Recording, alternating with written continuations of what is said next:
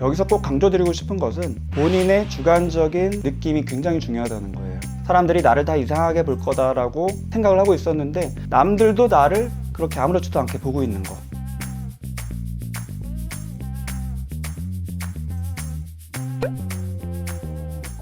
안녕하세요. 정신과 전문의 정우열입니다. 오늘은 지난번 영상에 이어서 넷플릭스 드라마 정신병동에도 아침이 와요 2화 내용을 토대로 다양한 심리적인 기전들에 대해서 말씀드려 보도록 하겠습니다.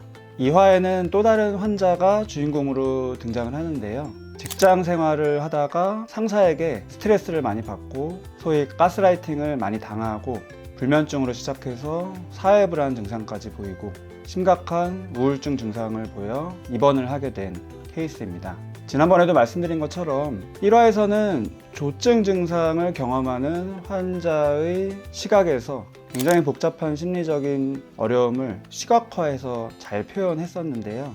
그것과 마찬가지로 2화에서도 사회 공포라는 그 증상이 어떤지를 또 시각화해서 잘 표현을 했습니다. 주인공을 맡은 박보영 배우가 연기하는 정다은 간호사는 주치의조차도 정확하게 표현 못하는 환자의 기분을 추정해서 표현을 하는 문장이 나오는데요. 마치 투명한 우리 안에 들어가 있는 기분이라고 본인이 내과 병동에서 환자를 열심히 돌보느라고 일이 늦어지고 그만큼 다른 동료들이 어려움을 겪게 되면서 다들 나를 싫어하고 비난하고 비웃는 것 같고 이런 증상을 경험했던 것을 토대로 사회불안 환자에게 아마도 그럴 것이다 라고 표현을 했습니다. 그리고 그게 영상으로 본인만 유리벽으로 둘러싸여 있고 수많은 동료들이 다 자기를 주시하고 있고 조금이라도 실수하면 잡아내려고 하는 것 같은 그런 느낌으로 시각화되었는데요. 거기서 환자는 완전히 고립되어 있고 그래서 너무 답답해서 빠져나가고 싶고 결국에는 이런 게 반복되다가 극단적인 생각을 하게 되어 옥상으로 올라가게 되는, 하지만 거기서 다시 내려와서 꺼이꺼이 우는 그 내면의 고통을 아주 잘 표현했다는 생각이 들었습니다. 오늘은 사회불안장애라는 주제를 말씀드릴 예정인데요. 우선 말씀드리고 싶은 것은 2화에 나오는 사회불안 증상은 사실은 흔한 사회불안장애의 양상하고는 좀 다릅니다. 흔한 사회불안장애를 조금 설명드리면은 보통은 10대 때 시작이 됩니다. 낯가림이 심하거나 새로운 도전을 힘들어하거나 이런 분들이 위축된 성격을 가지고 학창시절을 보내다 보면은 흔히 사회불안이 자극되는 순간들이 있습니다. 특히나 제일 많이 경험하는 것은 발표 불안이죠.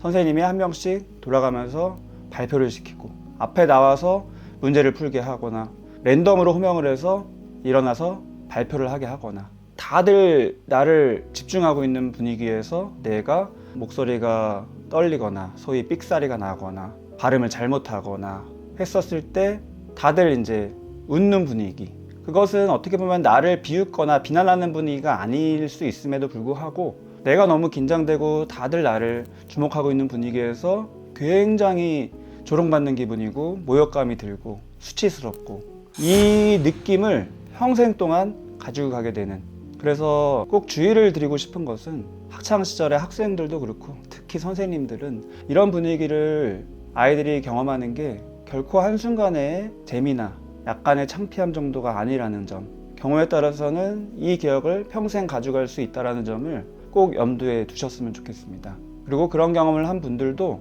그때 경험한 감정적인 고통, 너무 부끄럽고 이 경험은 다음번에 또 경험하기 싫어서 미리부터 이제 회피를 하게 되죠. 어떻게 해서든지 그 순간을 모면하려고 하고, 학창시절에는 어느 정도 할 수도 있어도 대학에 가거나 사회생활을 하다 보면은 피할 수 없는 그런 발표의 순간들이 찾아오게 되죠. 우선 입사를 하기 위해서 면접도 그런 순간이고요.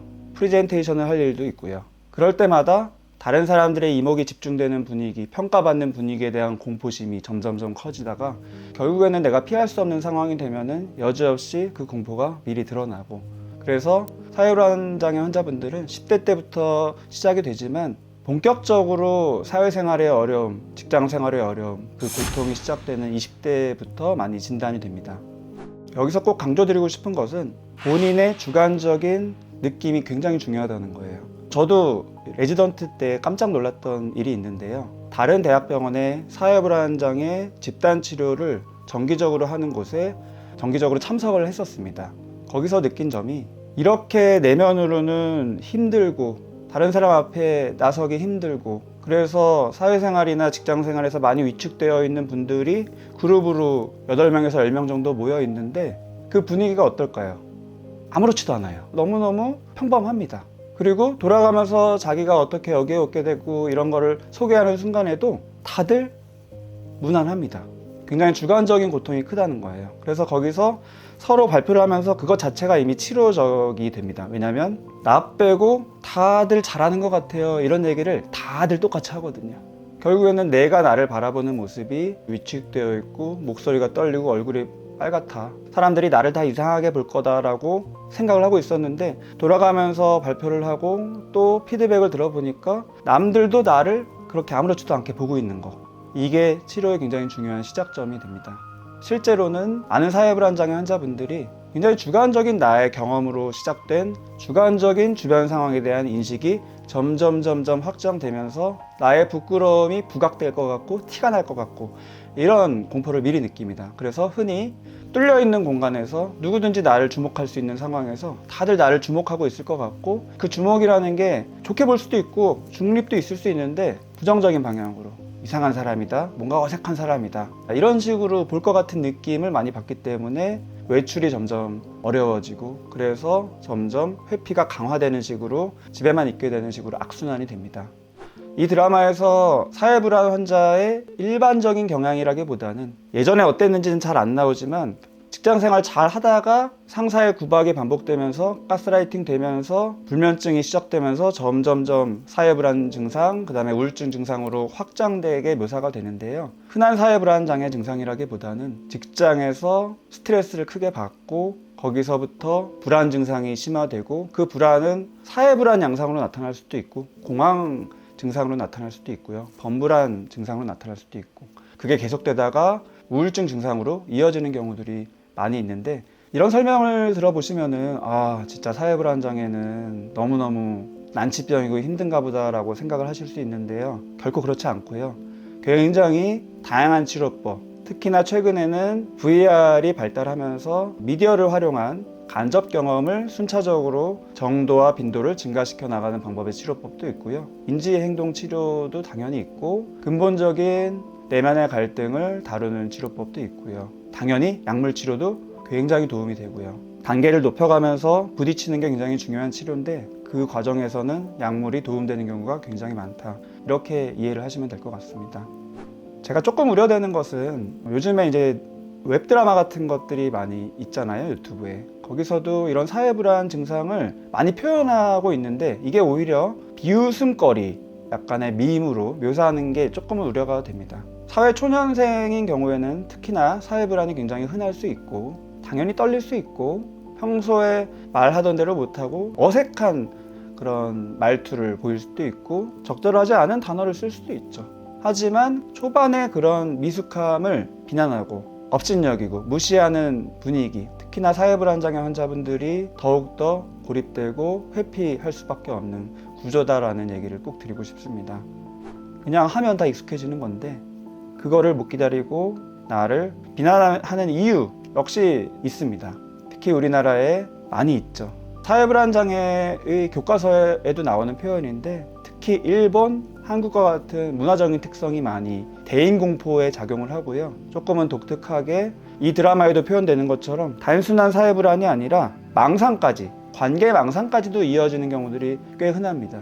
드라마에서도 묘사가 되었는데 주인공인 정다은 간호사도 그렇고 이 환자도 그렇고 동료들이 저기서 수군대고 있으면은 그거는 그냥 동료들이 잡담하는 거일 가능성이 아주 큼에도 불구하고 내가 마음이 위축되어서 나를 다들 비난하는 것 같은 느낌을 가지고 있을 때는 그게 그냥 쑥덕거리는 게 아니라 나를 흉보고 있는 거다 라는 확신이 있으면은 관계망상이라고 하고요. 혹시 그런 거 아닌가? 라는 식이 되면 관계사고라고 합니다. 그리고 이런 관계사고는 사회불안뿐만이 아니라 다양한 불안장애 증상, 특히나 우울증에서 아주 흔해요. 내가 그만큼 마음이 위축되어 있고 자존감이 낮아져 있기 때문에 나랑 관계없는 그런 얘기일 가능성이 아주 큼에도 불구하고 나랑 관계 있는 얘기를 하는 거고 그 내용은 구체적으로 나를 비난하고 부정적으로 평가하는 얘기일 것이다 라는 쪽으로 생각이 자꾸 가는 거죠. 그러면 당연히 마음은 더 불안해지고 더 위축되고 그런 눈으로 사람들을 대하게 되고, 그러니까 유리벽 가운데서 다들 나만 바라보면서 내가 뭘 틀리는지 뭔가 못하는 건 없는지 그런 시각으로 나를 보고 있는 것 같은 그런 두려움을 느끼게 됩니다. 이화의 사회불안장애 환자는 직장 상사 때문에 가스라이팅을 당하면서 이렇게 힘들어지는 경우로 묘사가 되었는데요. 이런 분들은 오히려 차라리 다행인 경우도 있습니다. 직장을 그만두면 되니까. 상사와의 분리가 굉장히 중요한 치료적인 시작이 되는데요. 더욱더 흔하고 안타까운 경우는 평생 가족으로부터 너는 부족하다, 너는 잘하는 게 없다, 이런 식으로 비난받는 경험을 계속 반복하고, 그게 진짜 힘든 가스라이팅이죠.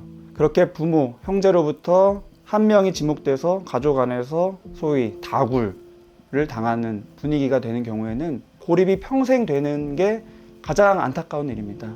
그래서 사회불안 얘기를 오늘 드리고 있지만 정말 드리고 싶은 말씀은, 누구든지 아주 섬세한 감정을 강렬하게 아주 창피하거나 부끄럽거나 수치스럽거나 이런 감정을 느끼는 경우들이 살면서 있는데요. 하지만 그게 가족에 의해서 오히려 주도가 되고, 다른 곳에 내가 경험한 것도 또 소통 못하고 더 고립이 되는 식으로 악순환되는 것은 비단 사회불안뿐만이 아니라 굉장히 다양한 질환, 특히나 나의 자존감을 낮게 만드는데 너무나 많은 영향을 미친다라는 점을 꼭 강조드리고 싶었습니다. 지난 1화에서 잠깐 말씀드렸죠. 통제적인 부모와 그 자녀의 폐해. 1화의 환자분도 그렇지만 주인공인 정다은 간호사도 본인이 엄마로부터 그런 양육을 받았고 지금도 그러고 있다라고 환자 보호자에게 설득하면서 말을 하는 장면이 나왔었는데요. 그 한 예로 내과에서 정신과 병동으로 옮기는 그 기념으로 동료들에게 쑥개떡을 돌려라. 근데 정다은 간호사는 거부하고 싶어 해요. 그리고 초반에는 거부하는 장면이 나옵니다. 1화에는. 그래서 이제 조금 통제적인 양육은 받았지만 스스로 그 선을 잘 긋는가 보다라고 저는 생각을 했었는데요. 2화를 보면서 그게 아니구나를 깨달았습니다. 결국에는 엄마가 쑥개떡을 가져가게끔 해요. 그러면 내가 직접 가서 가져다 주겠다라고 이제 협박을 하는 거죠. 그러면 나는 더 큰 창피를 동료로부터 당할 수 있으니까 그냥 내가 가져간다고 해서 가지고 가고, 어쩔 수 없이 조심스럽게 꺼내놓고, 하지만 역시나 다른 동료의 마카롱에 비해서 사람들이 좋아하지 않는 느낌을 받고 위축되고, 하지만 드라마기 때문에 오히려 쑥개떡을 좋아하는 백마탄 원장님이 나타나고 나중에는 동료들까지도 쑥개떡이 맛있다고 먹게 되면서 화목하게 되는 아름다운 장면이 나오지만 현실에서는 그렇지 않죠. 그래서 저는 지난 화에서도 말씀드렸지만 이 정신병동에도 아침이 와요라는 드라마는 각 화에서 그 환자분이 경험하는 심리적인 어려움을 아주 잘 고증을 해서 묘사하는 점도 참 좋았지만, 특히 또 개인이 가지고 있는 환경적인 부분, 가족과의 관계, 성격, 이런 것들이 나의 행동에 미치는 영향들을 묘사를 한 부분들이 많아서 재밌게 보고 있습니다. 그런 설명들을 영상을 통해서 또 계속 소개를 드리고 싶고요. 재밌게 보고 계시면 또 다른 화에서 궁금한 점들도 댓글로 남겨주시면 참고해서 기회가 되면 다른 영상도 만들어 보도록 하겠습니다. 어떤 분께서 댓글로 이 드라마 전체적인 그 서사에 대한 또 분석이나 리뷰도 보고 싶다, 이런 댓글도 달아주셨는데요. 그런 부분들도 나중에 기회가 되면 만들어 보도록 하겠습니다.